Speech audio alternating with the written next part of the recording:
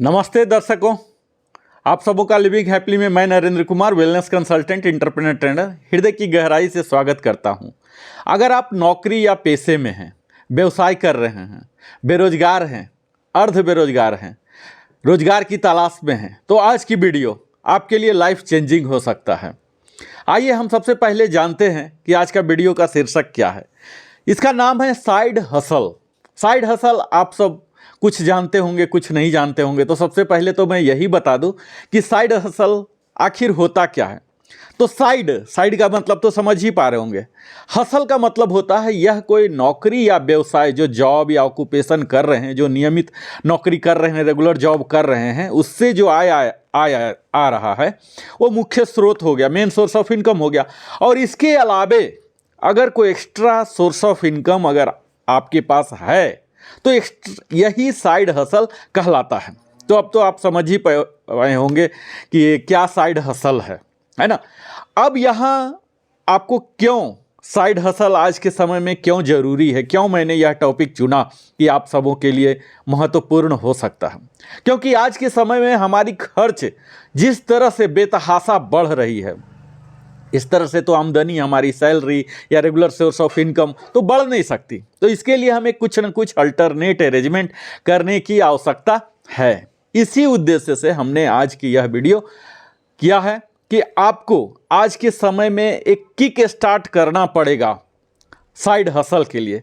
और इस वीडियो के द्वारा मैं एक रोड मैप आपके समक्ष प्रस्तुत करने का प्रयास करूंगा, जिससे कि यह आपके लिए रोमांचक हो, एक्साइटिंग तो हो ही यह आगे की जर्नी लाइफ में, और रिवार्डिंग जर्नी भी हो, एक फ़ायदेमंद सफ़र हो। तो आप अगर एक छोटे उद्यमी हैं, इंटरप्रेनर हैं, तो आप इसे बखूबी कनेक्ट कर पाएंगे। और यह सारे पॉइंट्स वाइज मैं बताऊंगा जो आपको मदद करेगा आगे।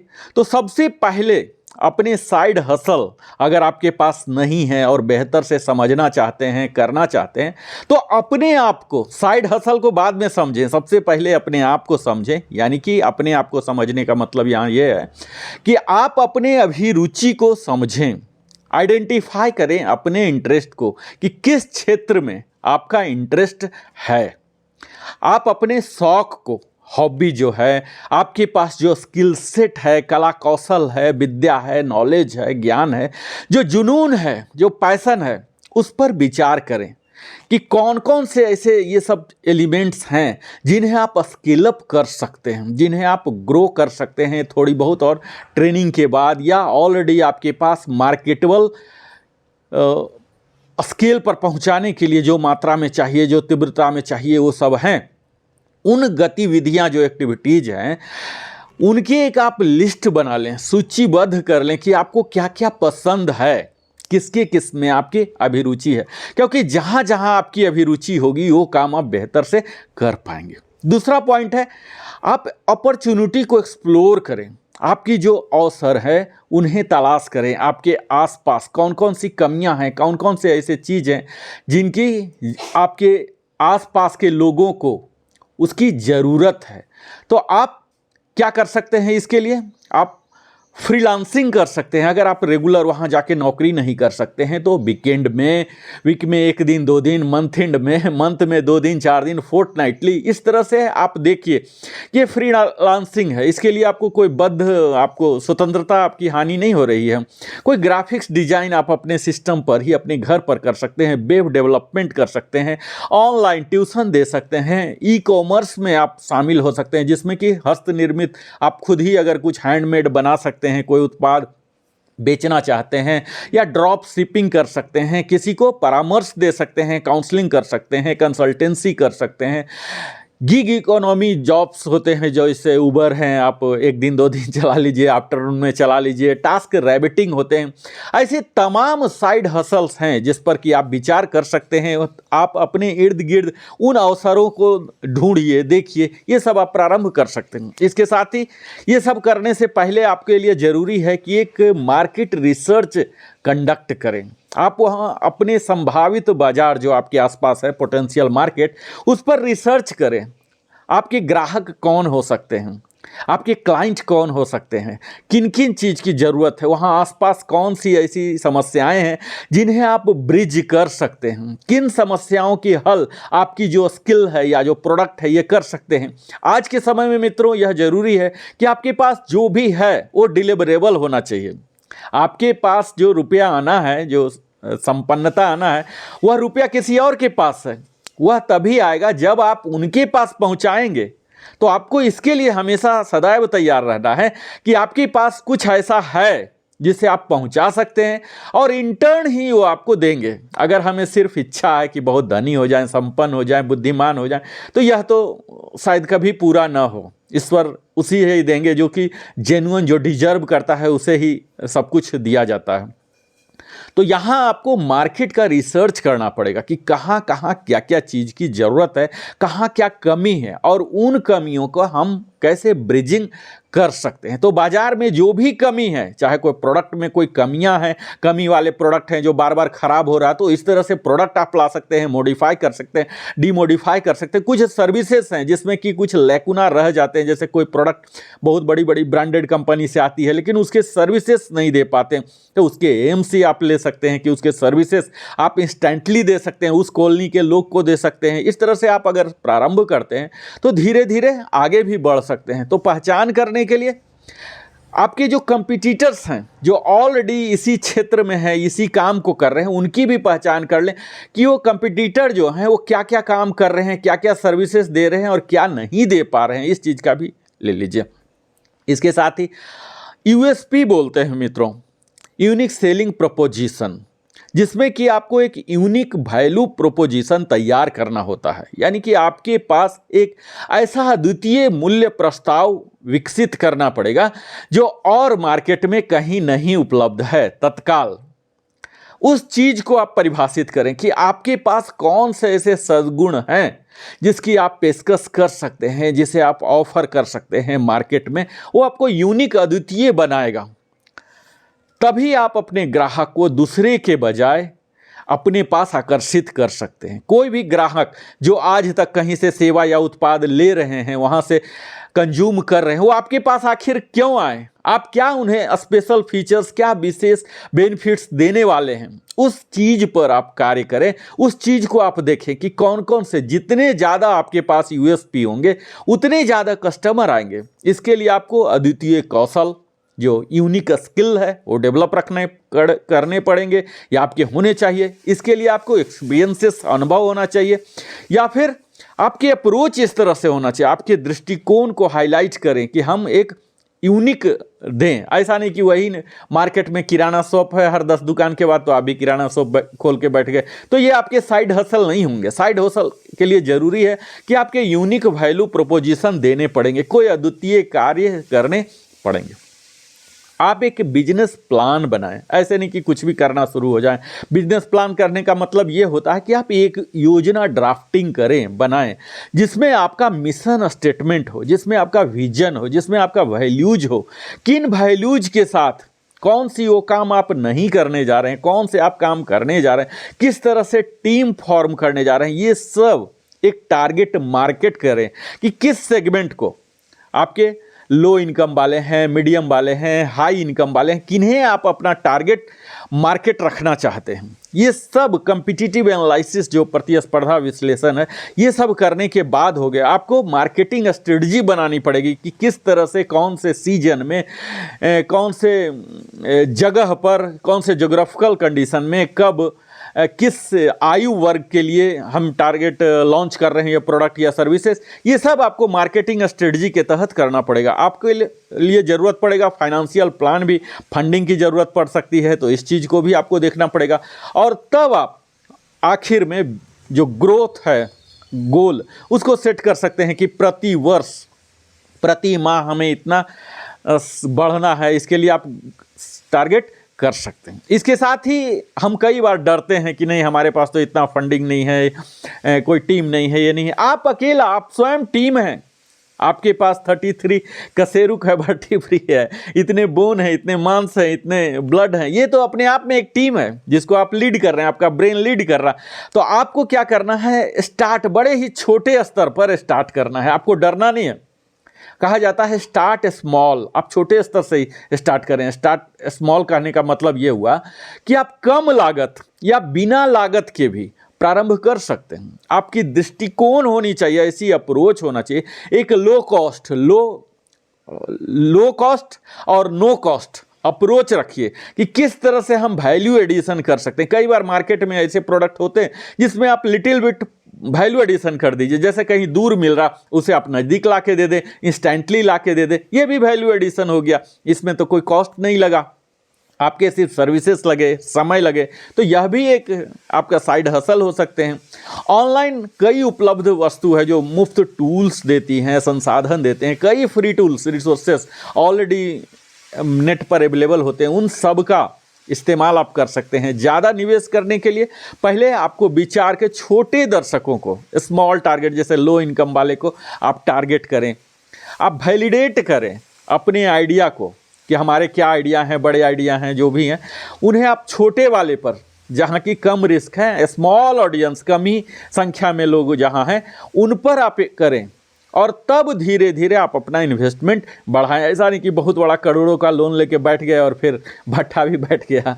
तो आप छोटे स्तर पर स्टार्ट करें, कम से कम लोगों पर आप वैलिडेट करें कि हमारा ये प्रोडक्ट सर्विसेज कारगर है कि नहीं, मार्केट में डिमांड है कि नहीं, उनके लोगों की समस्याओं को मीट कर रहा कि नहीं, तब आप धीरे धीरे आप हैविली जा सकते हैं, एग्रेसिवली जा सकते हैं। इसके साथ ही आपको एक सपोर्ट नेटवर्क बनाने की ज़रूरत पड़ेगी। नेटवर्क के लिए आप इवेंट बना सकते हैं, ऑनलाइन फोरम कर सकते हैं, अपने सोशल मीडिया जो ग्रुप्स हैं ये सब का इस्तेमाल कर सकते हैं। इसमें आपको क्या करना होता है, उन लोगों को इकट्ठा करना होता है जो आपकी जैसा समान विचारधारा वाले लोग हैं, लाइक माइंडेड इंडिविजुअल्स हैं, इन्हें आपको करना पड़ेगा। जो आपके पास सोशल मीडिया में ऑलरेडी होंगे उनसे आप जुड़ें। कई अनुभवी उद्यमी होंगे जो कई सालों से कर रहे हैं, उनसे मेंटरशिप लें। जो आपके एक्सपीरियंस एंटरप्रेन्योर हैं आपके उन समूह में ही मिलेंगे जो अपने अलग अलग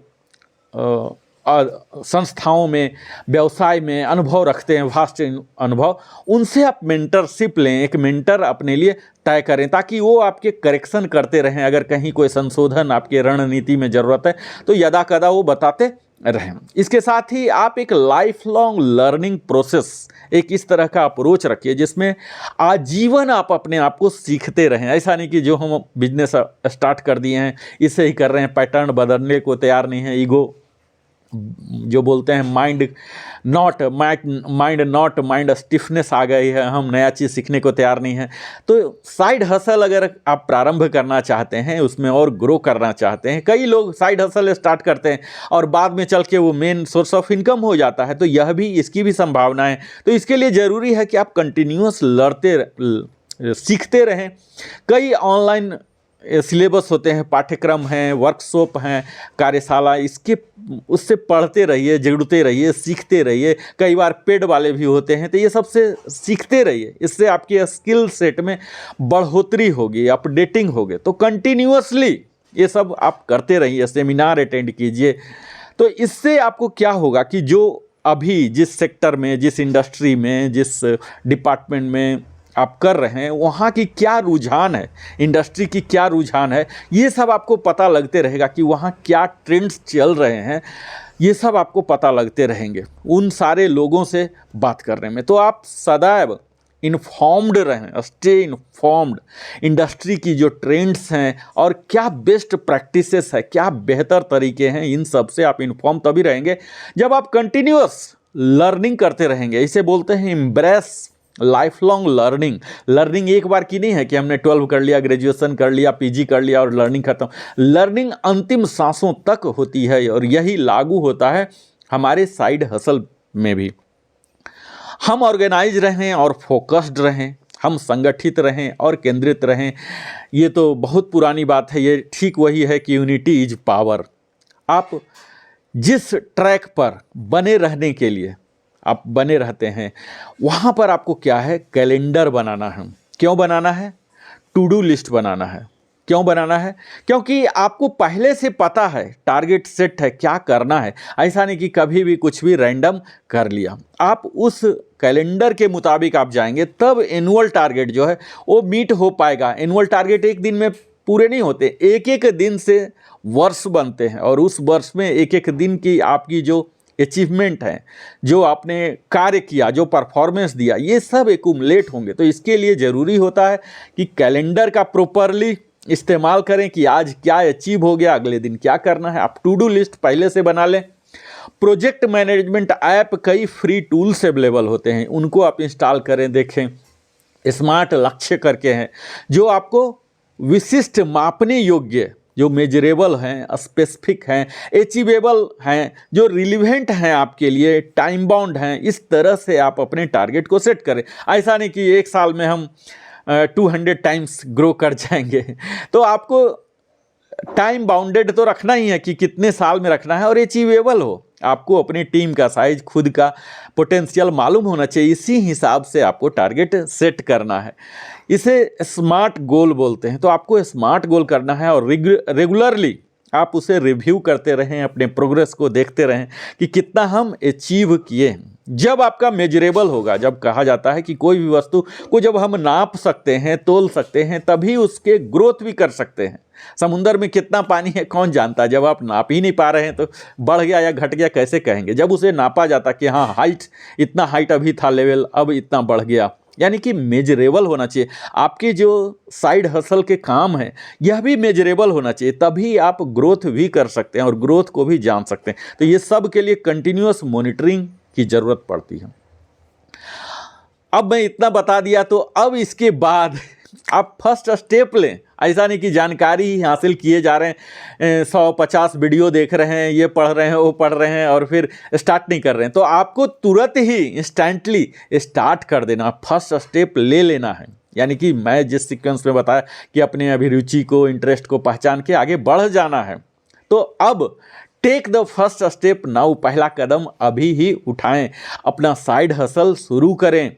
भले ही आप परफेक्ट ना हो, कई कमियां रहेगी, कमियां तो हमेशा रहती हैं। कमियां तो तभी है ना जब आप अपने आप का आकलन कर रहे हैं, तभी तो पता लगेगा कि कुछ कमियां हैं। जब आप आकलन ही नहीं करेंगे तो क्या कमियां पता लगेगा? इसके लिए आपको फीडबैक कंटिन्यूअस कलेक्ट करते रहें, अपने कंज्यूमर से, क्लाइंट से, अपने पड़ोसी से, अपने मेंटर से। उसमें एडजस्टमेंट करें, अगर कहीं संशोधन की ज़रूरत है, अमेंडमेंट की ज़रूरत है, करें। और समय के साथ, सीजन के साथ जो ज़रूरत है उसमें सुधार लाते रहे। नहीं तो आप कई बड़ी बड़ी कंपनियां, हमारे HMT हैं, और ये जो मोबाइल की कंपनी है नोकिया, कई ऐसे कंपनी सैकड़ों में आप देखेंगे कि जो इरिलेवेंट हो गया, जो कि बदलाव या तो लाया नहीं, या समय पर बदलाव नहीं लाया, इतना देर से बदलाव लाया कि वो अप्रासंगिक हो गया। तो आपको मार्केट में रिलेवेंट बनने के लिए हमेशा एडजस्टमेंट के लिए तैयार रहना है, और ये तभी होंगे जब आप फीडबैक लेंगे और फीडबैक पर आधारित उसे एडजस्टमेंट के लिए तैयार रहेंगे समय रहते। ऐसा नहीं कि इतना समय लगा दिया आपने एडजस्टमेंट में, तब तक आपके कस्टमर कहीं और निकल जाएंगे। तो यहाँ आपको जो मेन बिंदु है कि आपको स्टार्ट करना है, और यह स्टार्ट तभी होगा जितना जल्दी आप स्टार्ट करें और लर्निंग भी करते रहें। ये हमने 10 मिनट के वीडियो में लगभग मुझे लगता है कि इन चरणों का जो सब स्टेप्स हमने बताया, अगर इसे आप कमिटेड रह के, संकल्पित रह के, प्रतिबद्ध अपने आप को रख कर करते हैं साइड हसल, तो एक सफल और संतुष्टिदायक प्रयास आप जरूर कर सकते हैं। आप सक्सेसफुल रहेंगे अपने फुलफिलिंग इंडेवर में। तो आप बदल सकते हैं, यात्रा का आनंद लें, ये जर्नी है, जस्ट प्रयोग करते रहें, आगे बढ़ते रहें, और एवरी माइलस्टोन का जश्न मनाएं। जहाँ जहाँ जो आ रहा है, चाहे वो हर्डल हो या सक्सेस हो, ये सब को सेलिब्रेट करें। उसे एक कूढ़न के रूप में, साइडों के रूप में नहीं लें, उसे एंजॉय करें। तो मुझे उम्मीद है यह वीडियो आप सबों के लिए बड़ा ही लाभकारी होगा। मैं नरेंद्र कुमार, वेलनेस कंसल्टेंट, आप सबों से आग्रह करता हूं कि अगर आप अभी तक मेरे चैनल लिविंग हैप्पीली को सब्सक्राइब नहीं किया है तो अवश्य ही सब्सक्राइब करें, लाइक करें, कमेंट करें, और अपने सगे संबंधियों के साथ भी साझा करें, ताकि उन्हें भी पता लगे कि साइड हसल आखिर होता क्या है और इसे किस तरह से ऑर्गेनाइज तरीके से आगे बढ़ा सकते हैं। आपने अपने जीवन का बहुमूल्य समय हमारे साथ बिताते हैं, इसके लिए बहुत बहुत धन्यवाद। फिर मिलता हूँ। जय हिंद।